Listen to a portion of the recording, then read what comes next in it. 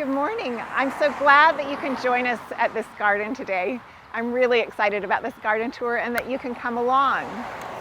So this house is quite close to Concord Center on a busy road, and yet it still has this very peaceful rural feel. So let's go along and see why that is. I also want you to know that the homeowners have been here only 5 years. They really restored this house. They were drawn by this beautiful, broad, welcoming porch and the stone walls that we'll see in the back. But everything, the trellises here, were here, and they've really restored all of it. Let's go take a look at more details. So as we come along, you can begin to see how they're using the trellises. This beautiful major wheeler honeysuckle that spills over to the front of the house, but also as we approach, you'll see how beautifully it hangs over the porch on the interior as well. Coming along, we'll have another look at this, but just look at this beautiful row of boxwood and nepeta, the grasses. And then as we come along to the porch too, you'll see they've made this wonderful, cheerful window box. And then in this garden, the peonies have just started, thank goodness for this tour, as they usually do. And here we have a peony, then picked up again over there, 2 more peonies next to this Japanese maple. And then look what the owner has done with the daffodil foliage, braiding it like that to keep it so neat. I love seeing rocks in gardens too. That just looks so natural there. And then the succession planting that's going on here. So there'll be the peonies coming up, and as they go by, these 3 hydrangea will come out. This lamium right here is such a wonderful ground cover with its beautiful pink flower, but that variegation will stay right through the summer. And let's stop here for just a moment so that I can tell you about this great garden. So I think this garden is a real treat to see and has some wonderful things going on in it that I want to point out to you. Just remember it's only been planted over the last 4 or 5 years, so it still has room to fill out, and the owner and gardener has left room for that. By the way, this is one of our gardens. We have many on the tour today where the homeowners do all their own gardening. So in this garden, there are a number of framework plants, like the fairy roses right back there, and hydrangea, and you'll see some nepeta that were purchased at the start. But almost all the other plants come from the Garden Club of Concord's plant sale in May. So that is a wonderful source for plants. They're plants that we know grow well in Concord, and you'll see how well they're doing in this garden. And you'll see some that have been here a while, but then there are also some tiny ones that were just planted last week. Those are tiny Thalictrum, and in another garden you'll see how they get to be like 6 or 8 feet tall. They'll be just so great to soften this corner.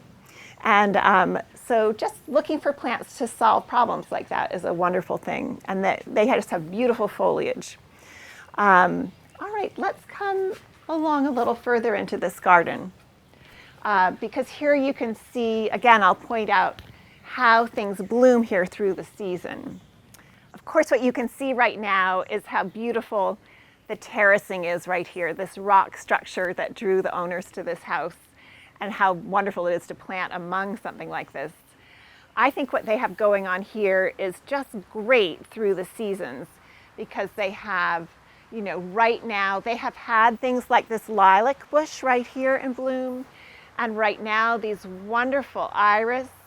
But coming right on the heels of iris will be a lot of Shasta daisies. There's a group right here, and you'll see them dotted throughout this garden. And then the Shasta daisies, that white relates so well to the hosta, that Patriot hosta that's right down there. And then coming along after the Shasta, there's another daisy that comes later, so that you have this succession of color in the garden.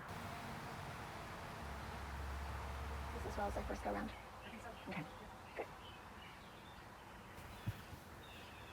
Another thing to notice in this garden that makes it so strong is a little bit of a limited palette, a repetition of color. I pointed out how the hosta and the Shasta daisies repeat the white, but there also is a lot of purple in this garden. There's Baptisia up there next to the iris, and so it's a subtle white, purples, then the gray of the rocks. That really helps it hang together. And then you're looking at a variety of textures of green too, with the iris foliage and that leafiness of the Shasta daisy, and then the big leaf of the hostas all along here. It's looking at those variations of texture and really what your overall color palette is that makes a garden like this one so strong. So as we go by the view that is from the kitchen window, you can see a pair of beautiful Brunera there. Again, that white that is throughout the garden. And along here, you'll see a pretty little geranium nestled next to a rose, that beautiful peachy color. That's called Heaven on Earth, that rose.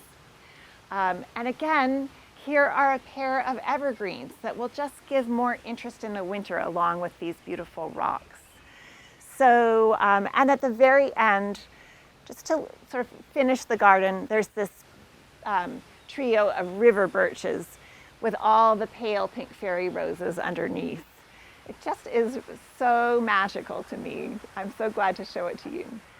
So now we've come around back to this really gracious terrace. What a wonderful place to sit and look over the backyard. And it's framed by these pinky winky hydrangea. They're paniculata hydrangeas, so they have these beautiful big pink panicle-shaped blooms through August and September.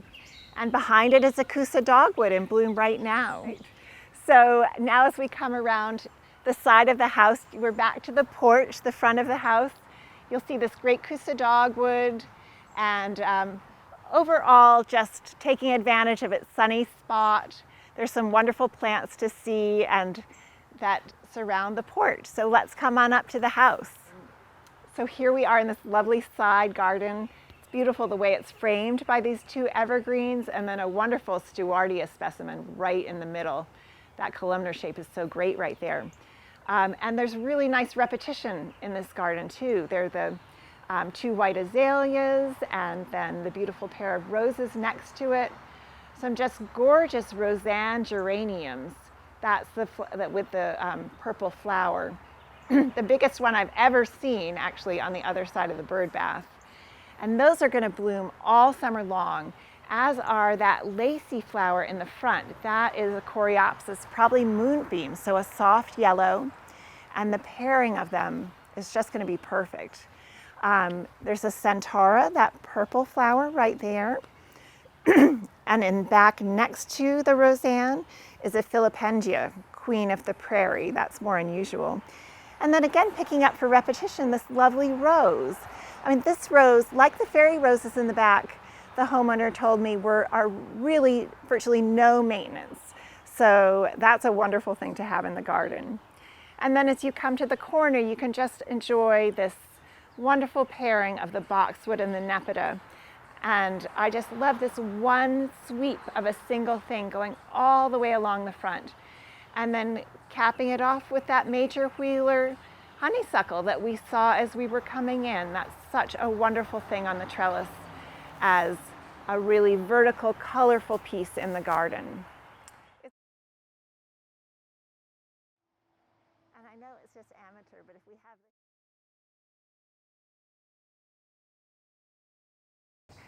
a wonderful feature of this house is this frontage on the Assabet River.